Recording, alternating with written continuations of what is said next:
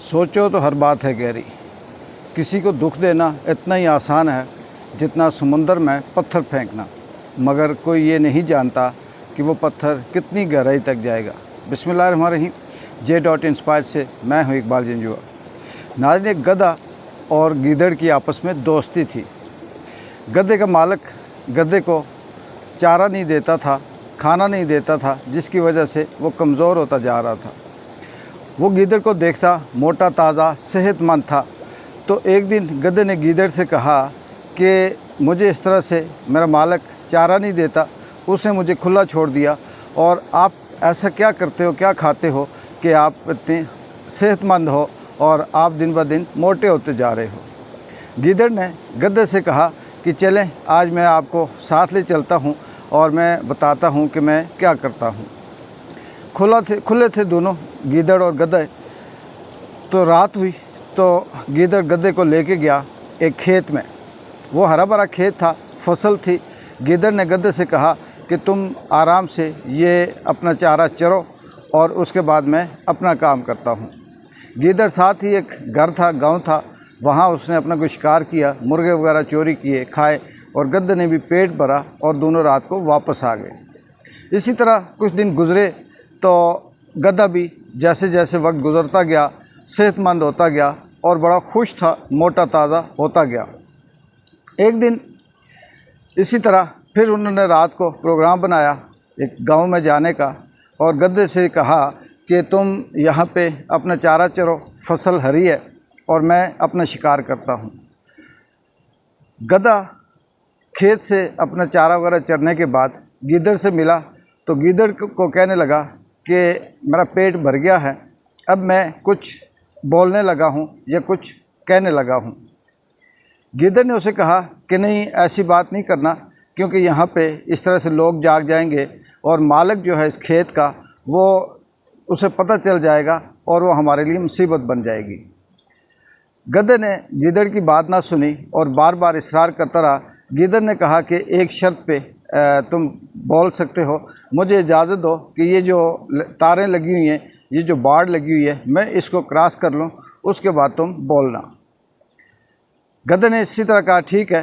गीदड़ जो बाड़ लगी हुई थी खेत से दूर जाके छुप के बैठ गया, और गधे को जब अपनी हाँकनी आई तो उसने डींचू डींचू करना शुरू कर दिया।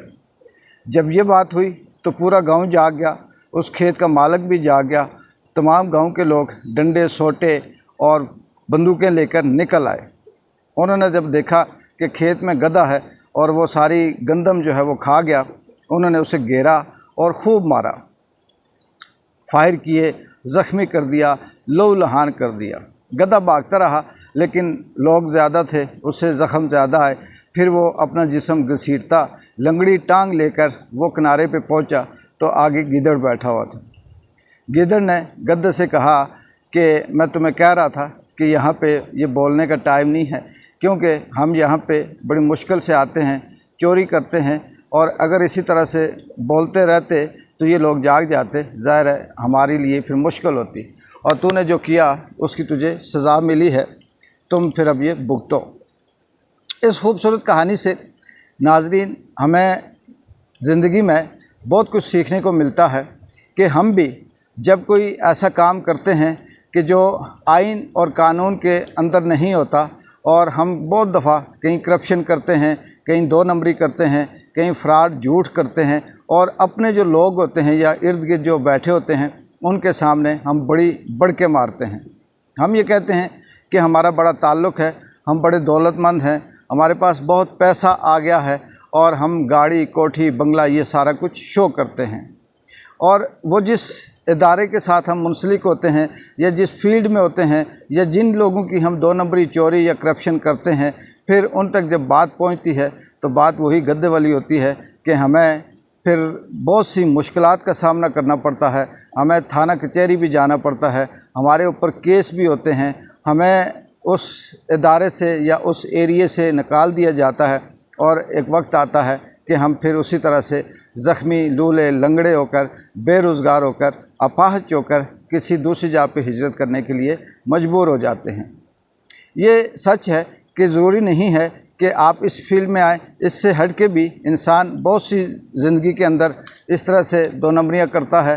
वो अपनी जो सलाहियत होती है, जो मेहनत होती है, उसके साथ वो काम नहीं करता, बल्कि वो बहुत सी चोरियां करता है, चाहे वो फ़न है, आर्ट है, या किसी भी हवाले से किसी की मेहनत चुरा कर वो ख़ुद पेश करता है और उसे वो ये ज़ाहिर करता है कि ये सारी उसकी बहादुरी है।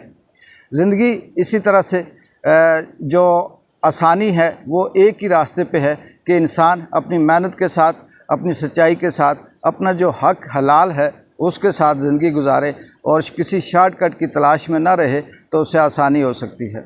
बहुत से लोग ऐसे हैं जो ज़िंदगी में शॉर्टकट इस्तेमाल करके अपने आप को अमीर या दौलतमंद ज़ाहिर करने के लिए माशरे में बहुत कुछ शो करते हैं, लेकिन जब उनका पोल खुलता है, जब उनकी असलियत ज़ाहिर होती है, तो पता चलता है कि वो अपने नहीं बल्कि किसी के खेत में से सारा कुछ उन्होंने चुराया और ये सेहतमंद हुए, ये दौलतमंद हुए, ये उस खेत के जो मालिक था उसको इन्होंने धोखा दिया।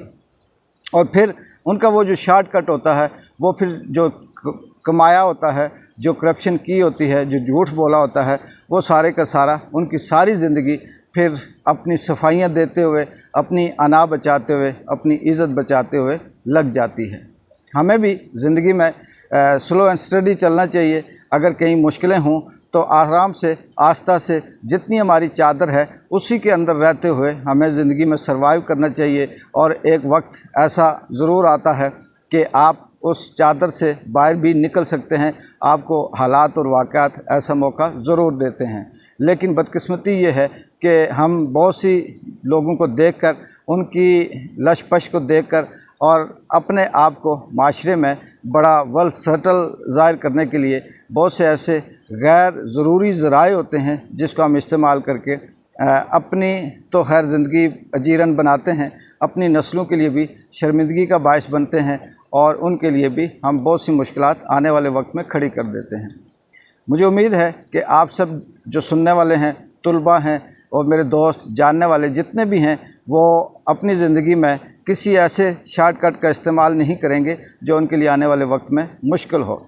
इकबाल जंजुआ को J.Inspire से इजाज़त दें। अल्लाह हाफ़िज़।